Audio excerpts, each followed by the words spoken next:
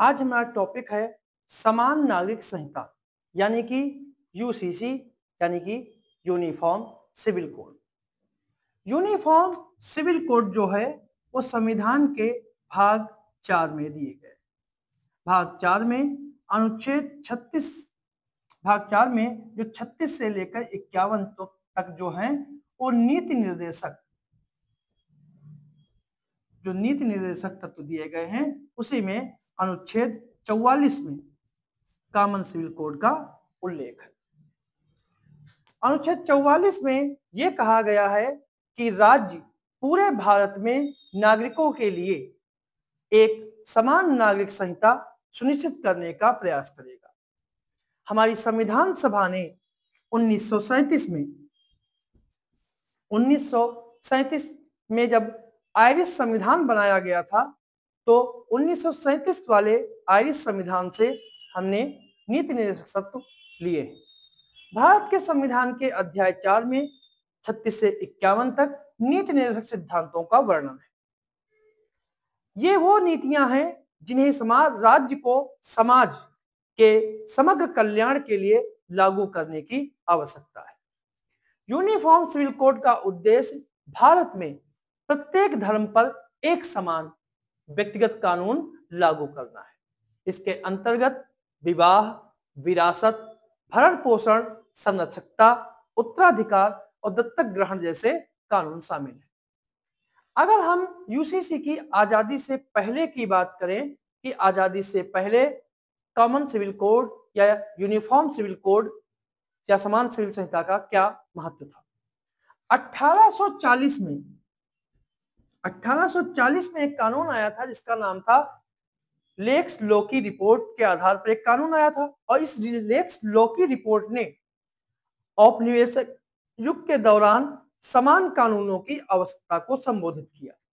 चाहे इसमें आपराधिक कानून हो, चाहे वाणिज्यिक कानून हो, चाहे साक्ष्य के नियम हो, ठीक है, लेकिन व्यक्तिगत कानूनों को एक ही कोड में शामिल करने के खिलाफ सलाह भी दी गई थी। यानी कि व्यक्तिगत जो कानून है वो अलग रहे और आपराधिक कानून जो है वो सबके लिए एक समान रहे।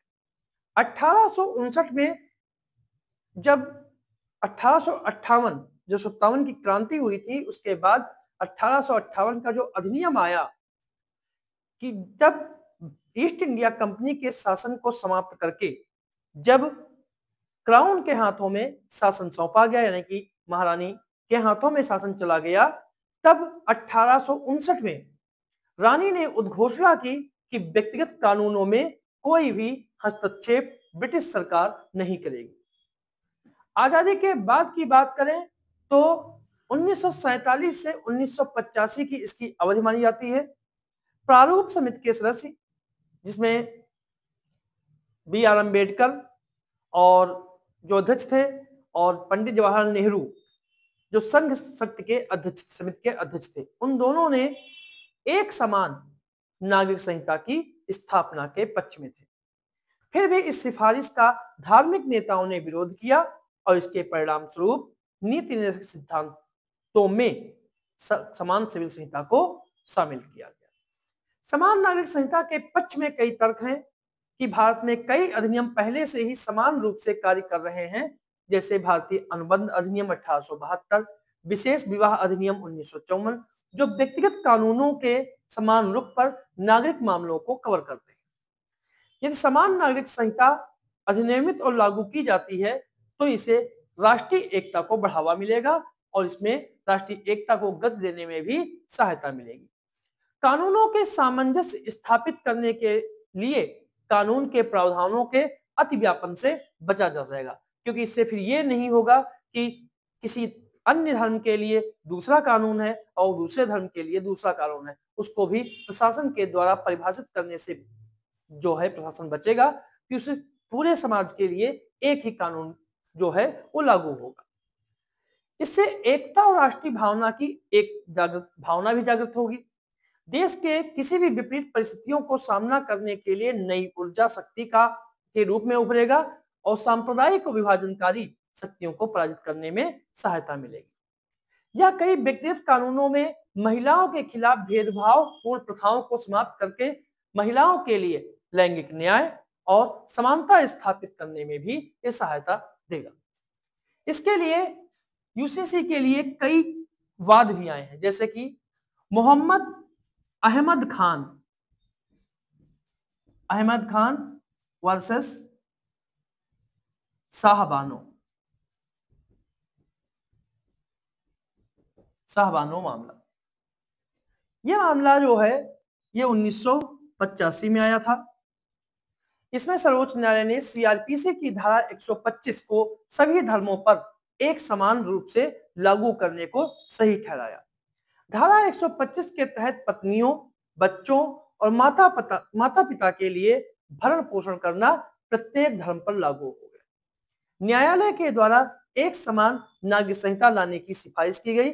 इसके अतिरिक्त इस मामले के निर्णय के बाद शुरू हुई धार्मिक बहस के कारण 1986 में मुस्लिम महिला अधिनियम लागू हुआ, जिससे मुस्लिम महिलाओं पर धारा 125 के आवेदन को निरस्त कर दिया गया। पहला केस था जिसमें सर्वोच्च न्यायालय ने समान सिविल संहिता को प्राथमिकता दी। दूसरा मामला है जॉर्डन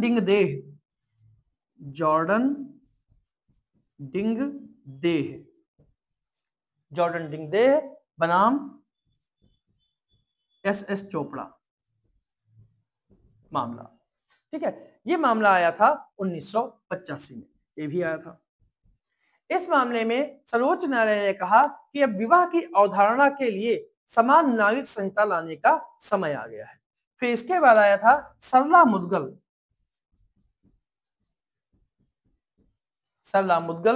बनाम भारत संघ। ये मामला आया था ऑलमोस्ट 1995।